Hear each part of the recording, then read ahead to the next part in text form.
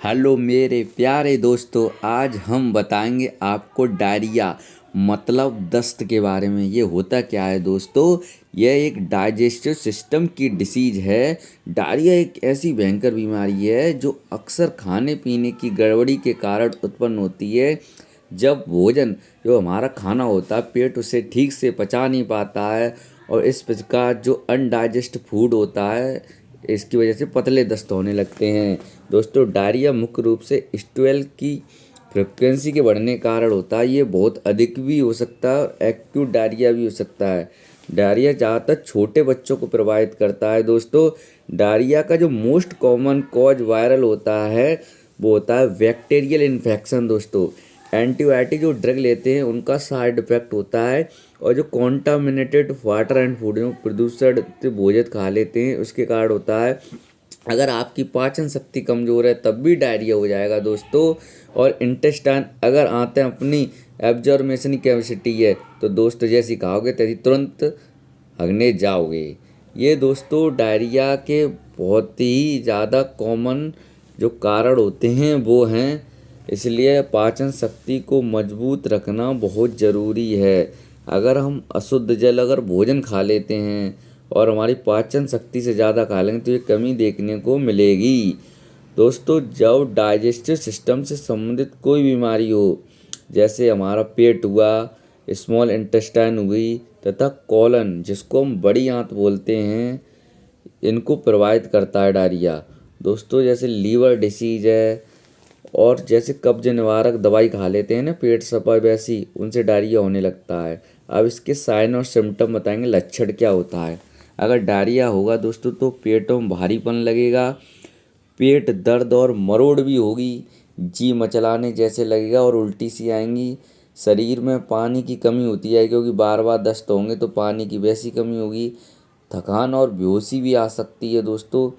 वजन घटना हो सकता है और बहुत ज़्यादा प्यास लगी, बहुत ज़्यादा काफ़ी अधिक कमज़ोरी आ जाएगी, और जो हमारा बीपी होता है, ब्लड प्रेशर, वो लो होने लगेगा और पेशाब की मात्रा कम होती जाएगी। दोस्तों, ये डायरिया के लक्षण होते हैं। जिस किसी को डायरिया होता है दोस्तों, बार बार उसे ऐसा महसूस होगा कि उसको लैट्रिन आई, और बैठेगा तो लैट्रिन नहीं आई, केवल मरोड़ सी होने लगेगी और हल्का पानी सा निकलेगा। दोस्तों, ये डायरिया होती है। डायरिया को ही हम दस्त बोलते हैं, इसी को ही अतिसार बोलते हैं। दोस्तों, ये हमने जो स्क्रीन पर दिए हैं आप उनको पढ़ लेना। इन लक्षणों से आप पहचान सकते हैं कि डायरिया हुआ है या नहीं। अब दोस्तों हम बताएंगे आपको इसके इंस्ट्रक्शन। सही से पहले डायग्नोसिस करें तब ट्रीटमेंट करें और पेशेंट को जल्दी ठीक आराम मिल जाएगा। पेशेंट की कंडीशन सीवियर हो सकती है, अतः टाइमली ट्रीटमेंट किया जाना जरूरी है। सबसे पहले डायरिया के कारण को दूर करने का प्रयास करें। एक्यूट डायरिया में दोस्तों सावधानी की बहुत ज़रूरत होती है। इसमें हम फ्रूट जूस दें ज़्यादा से ज़्यादा, और डायरिया में दोस्तों भूल कर भी दूध ना दें, इससे डायरिया और बढ़ जाएगा। दोस्तों, जो भी हम ट्रीटमेंट बता रहे हैं वो डॉक्टर की सलाह से लें, अपने आप से ना लें, इसके जिम्मेदार आप स्वयं होंगे।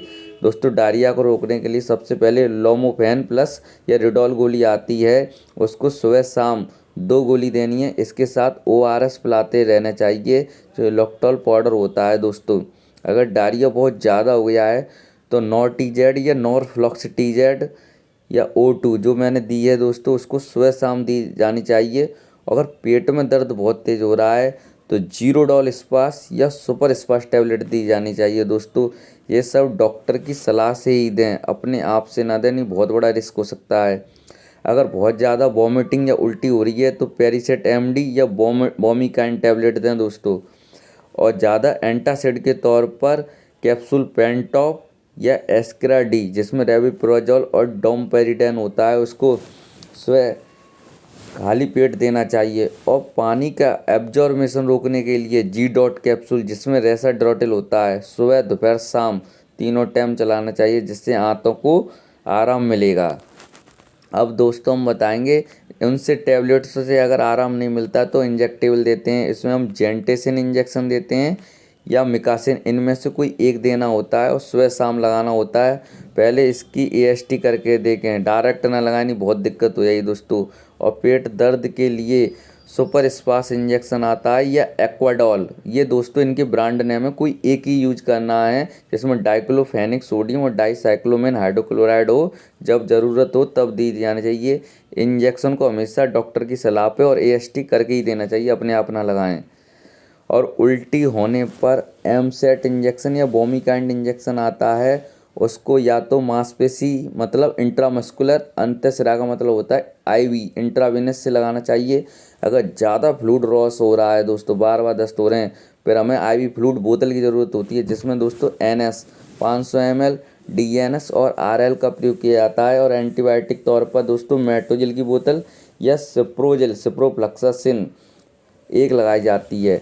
और डायरिया में ये बात का ध्यान रखा जाता है, यूरिन आउटपुट का बहुत ध्यान रखा जाता है दोस्तों। और डायरिया कभी भी D5 और D25 नहीं देना चाहिए, क्योंकि इससे बीपी गिर सकता है। दोस्तों ये मैंने इमेज दिए हैं, इससे आपको समझ आएगी कौन सी दवाई है। सब ब्रांडेड दवाई हैं दोस्तों, इनसे बहुत जल्दी आराम मिलेगा। पहली है नॉर्फ्लक्स TZ, फिर है रिडोल गोली जिसमें लोपरामाइड है, फिर ORS, जीरोडॉल स्पास, जी डॉट और गुड ओके कैप्सूल। इसी कारण दोस्तों मैंने जो इंजेक्शन है उनके भी इमेज दिए हैं, इनको समझने में बड़ी आसानी होगी। बहुत बढ़िया। मिकासिन इंजेक्शन है ऊपर, बोमिकाइंड है, आरएल, डीएनएस की बोतल है। कोई भी दवा लेने से पहले डॉक्टरी सलाह लें।